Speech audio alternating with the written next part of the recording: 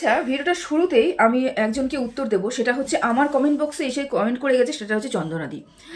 তো চন্দনাদি অনেক বড়, অনেক বয়স্ক একজন ভদ্র মহিলা। হ্যাঁ, এখনো অবধি ভদ্র মহিলাই বলছি। অনেক বড় এবং অনেক বয়স্ক একজন ভদ্র মহিলা। সেই জন্য সেই সব ভদ্র মহিলাকে, সেই সব বয়স্ক মহিলাকে না আমি এরকম করে নোংরা ভাষায় কথা বলতে পারি না। যেমন কেউ সাপোর্ট করছে, মানে চন্দ্রনাথী যাকে সাপোর্ট করে আমাকে কমেন্ট করতে এসেছে, তার উগ্র রূপ হয়তো সে দেখেনি, তখন হয়তো তিনি ছিলেন না আমার মনে হয়। যখন এই যাকে সাপোর্ট করে এসেছেন, মানে হোয়াইটের শু, দালাল বলতেই পারতাম, কিন্তু আমার রুচিতে বাধে, সবসময় বলতে পারি না। তো যাই হোক, হোয়াইটের শুকে সাপোর্ট করে এসে আমাকে কমেন্ট করছে। সে মানে কি ধরনের নোংরা মানসিকতা পোষণ করে এবং সে তার মুখের ভাষা দিয়ে তার পরিচয়, বংশ পরিচয় বলে দেয়, সেটা আমরা সবাই মোটামুটি জানি। তারপরেও গীতাদির মতন বয়স্ক মহিলাকে, সমাধির মতন বয়স্ক মহিলাদেরকে, সমস্ত বিধবা মহিলাদেরকে আবার বিয়ে দেওয়া তার রীতিতে ছিল। গীতাদির মতন বয়স্ক মহিলা যারা বিধবা, তারা এরকম করে ঘুরে ফিরে বেড়াতে পারবে না, তাদের চুল কেটে ন্যাড়া হয়ে ঘরে বসিয়ে রাখবে, এরকম ধরনের মন্তব্য, এরকম হিংস্র মানসিকতা পোষণ করে যে তাকে সাপোর্ট করে, সেই মানুষটাকে সাপোর্ট করে আমার কমেন্ট বক্সে এসে কমেন্ট করেছে আমি নাকি হিংসার চোটে এগুলো কথা বলছি। আমি যে ভিডিওটা করছি সেটা হিংসার জন্য করছি। আচ্ছা, ভালো কথা, হিংসা। তো আবার ওই কমেন্টে লেখা আছে যে তোমরা যতই হিংসা করো না কেন, সে এগিয়ে যাবে, তার ভালো হোক। আমরা তো চাই তার ভালো হোক, আমরা চাই তার ভালো হোক, তার সুবুদ্ধি আসুক, তার মাথার মধ্যে, মস্তিষ্কের মধ্যে সুবুদ্ধি আসুক। জীবনে সোশ্যালে যে সম্পর্কগুলো যতটা প্রাধান্য সে দিচ্ছে, আমি মনে করি তার জীবনে যে সম্পর্কগুলো আছে সেই সম্পর্কগুলোকেও সে প্রাধান্য দেয়, সুন্দরভাবে জীবনটাকে চলে নিয়ে যেতে সাহায্য করুক।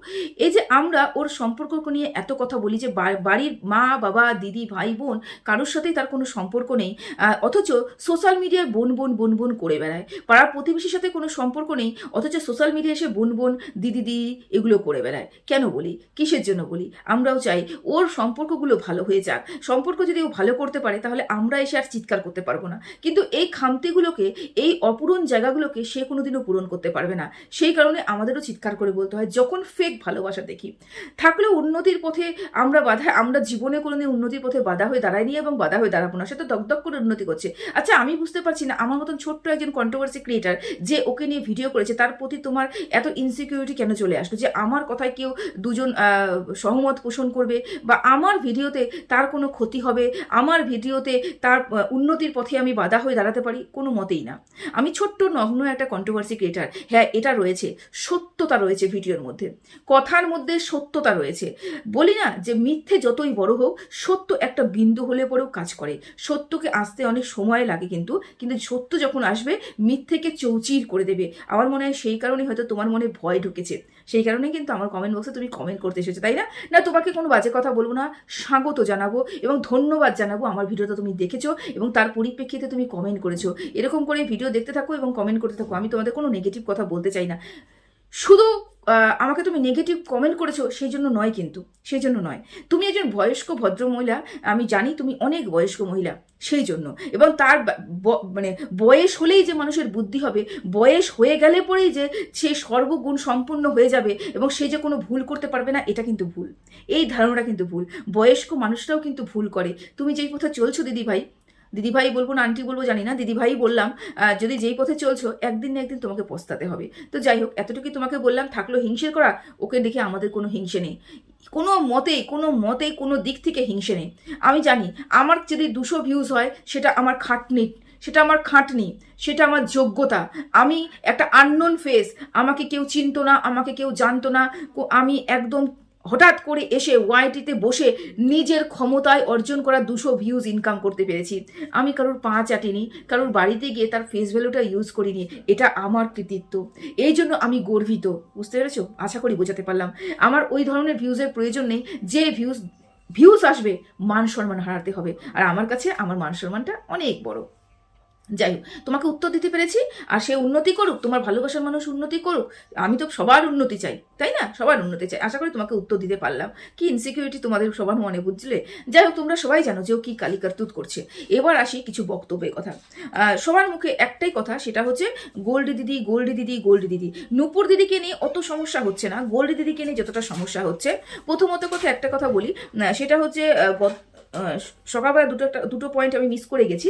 সেটা হচ্ছে সুতপার যে ভিডিওটা করেছে সেই ভিডিওটার মধ্যে বলেছে যে অন্যের বাচ্চাকে নিয়ে যখন টানা হেঁচড়া করা হয় তখন বলার ক্ষমতা থাকে না, কারণ যে টানা হেঁচড়া করছে তার বিরুদ্ধে যদি কথা বলে তাহলে সেই মানুষটা তার শাড়ি ঢেড়ে টানবে, এই কথা বলার চেষ্টা করছে।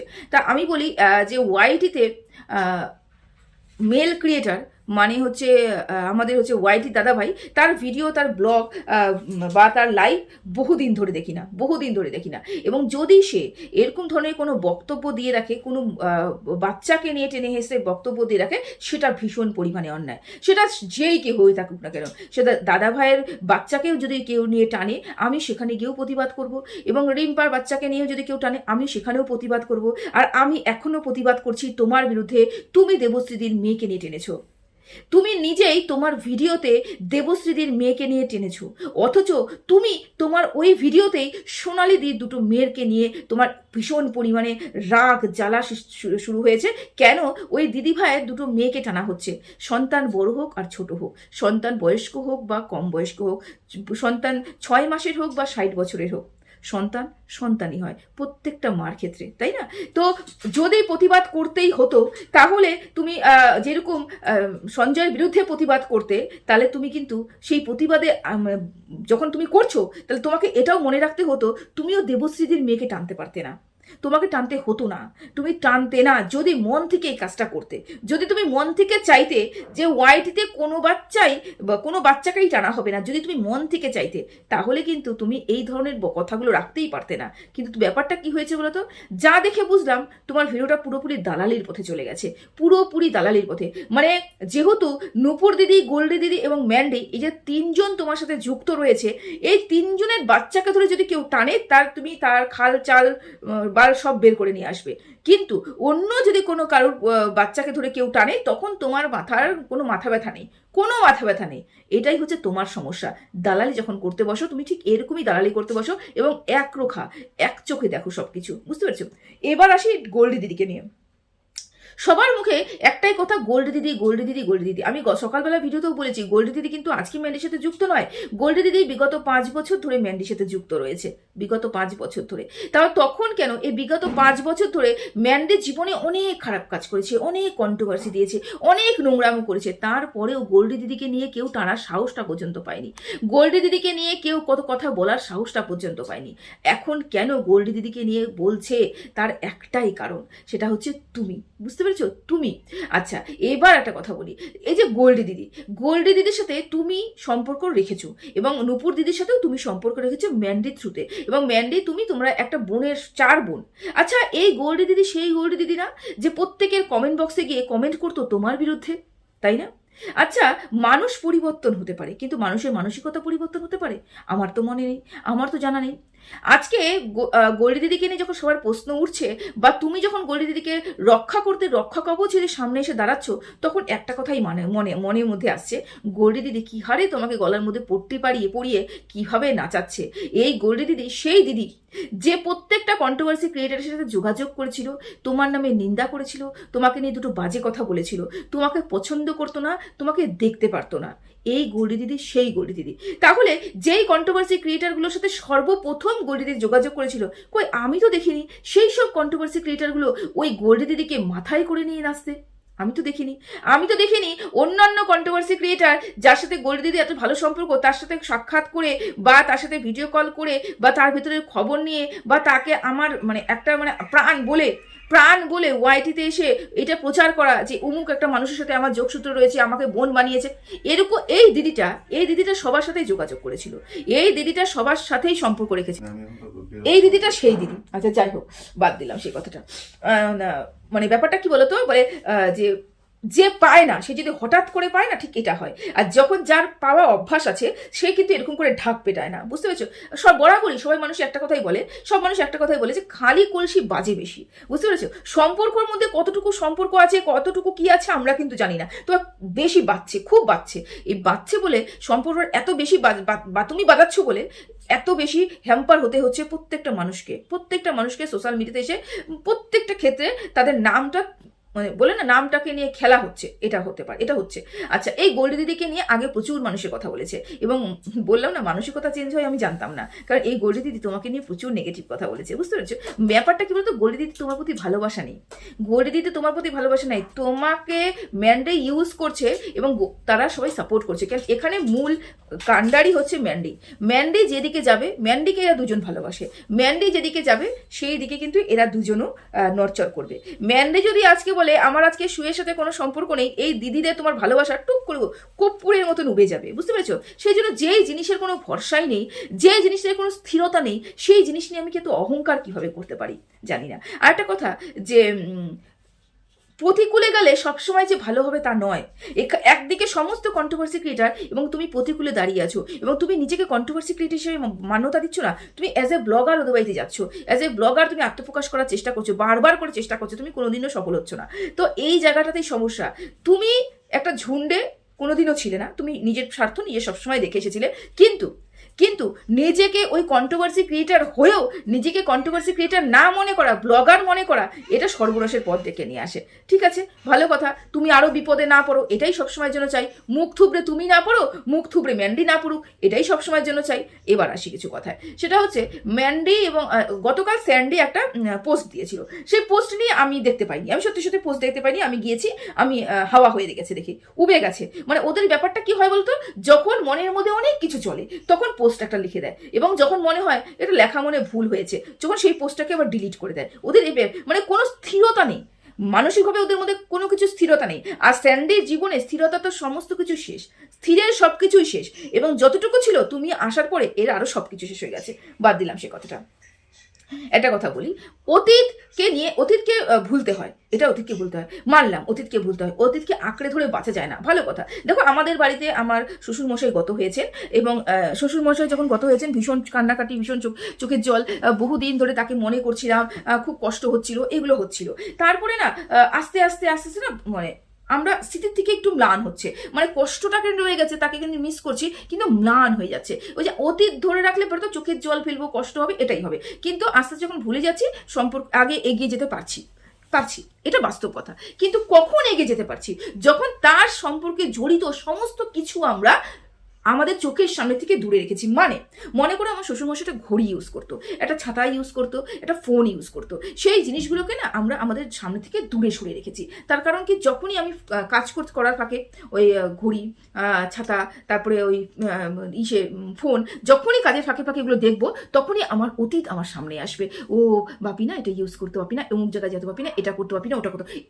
এই জিনিসটা আমি এই উদাহরণটা দিয়ে তোমাকে কি বোঝাতে চাইলাম, এটাই বোঝাতে চাইলাম দর্শক বন্ধুদের, এবং তাকেও, সে তো বুঝবে না, তোমাদের বোঝাতে চাইলাম যে অতীত ভোলা উচিত, অবশ্যই ভোলা উচিত, কিন্তু অতীতকে সঙ্গে নিয়ে যদি আমি চলি, অতীত ভোলা যাবে না।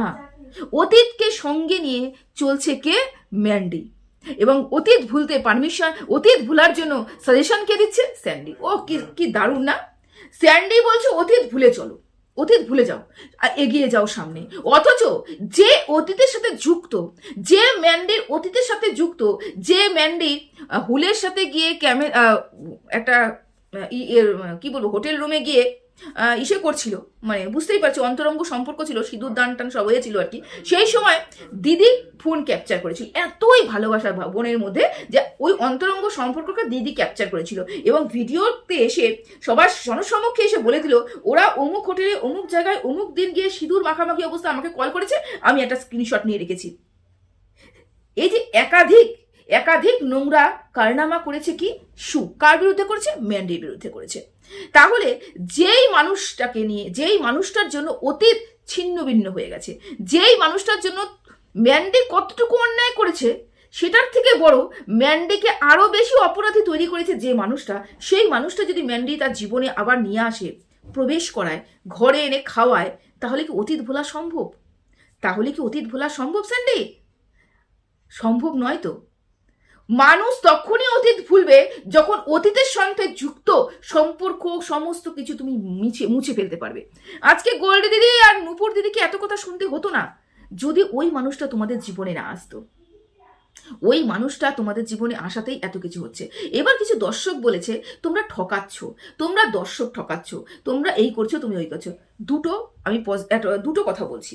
একটা হতে পারে যে মানে কি বলবো, গোল্ডি দিদি এবং নূপুর দিদিকে নিয়ে এত বেশি কন্ট্রোভার্সি হয়েছে, সেই কারণে নূপুর দিদি গোল্ডি দিদি এটা শর্ত রেখেছে, আমি তোমাদের বাড়িতে যাব ম্যান্ডি, আমি তোমাদের বাড়িতে যাব, কিন্তু তুমি মুখ দেখাতে পারবে না, কিন্তু তুমি মুখ দেখাতে পারবে না।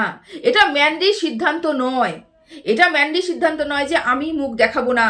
এটা সেই মানুষগুলোর সিদ্ধান্ত যে আমি মুখ দেখাতে চাই না। কারণ আমাকে দেখেনি, আমার মেয়েকে দেখেনি, তারপরেও আমার মেয়েকে নিয়ে, আমাকে নিয়ে এত নোংরা কথা বলা হচ্ছে, তারপরেও আমাকে নিয়ে, আমার মেয়েকে নিয়ে, আমার পরিবারের লোককে নিয়ে এত নোংরা কথা বলা হচ্ছে। যখন আমাদেরকে দেখবে তখন না হলে কি না কি করবে। এই জন্যই ওই দিদিরা বলেছে আমি তোমার ভিডিওতে মুখ দেখাবো না। এই একটা ব্যাপার।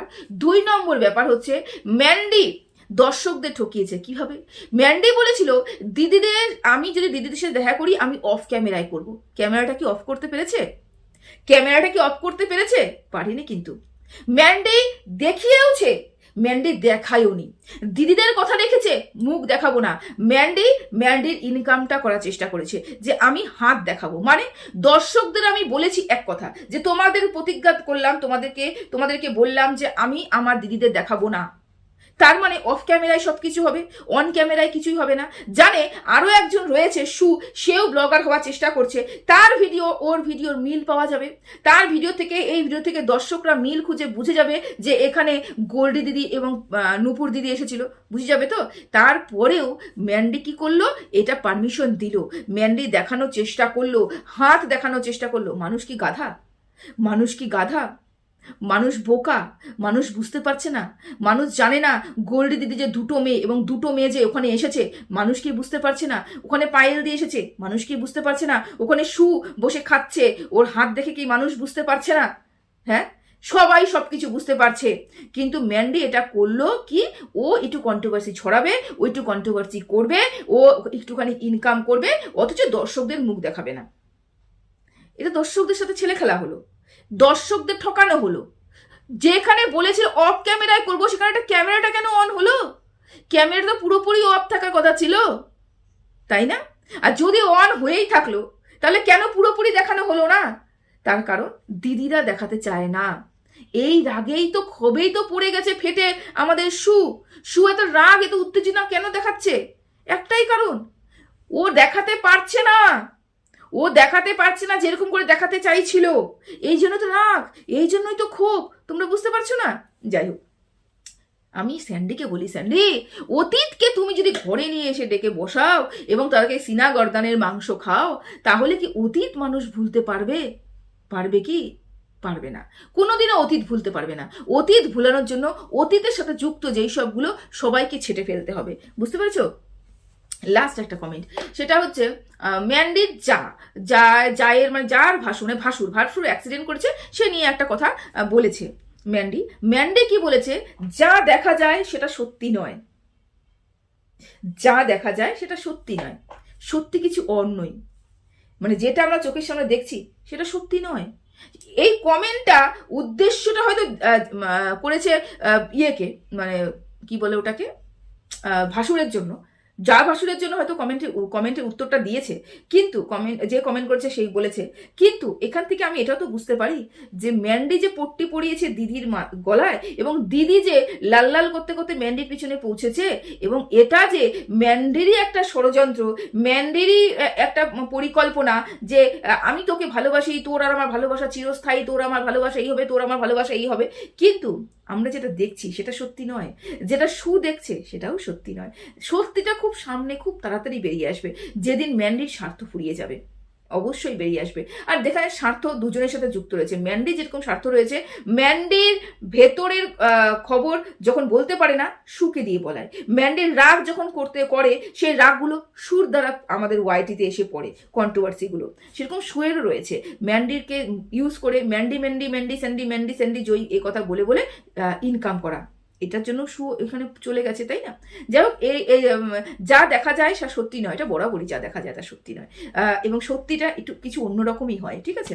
তো চলো ভিডিওটা এখানেই শেষ করলাম, সবাই ভালো থেকো, সুস্থ থেকো, টাটা।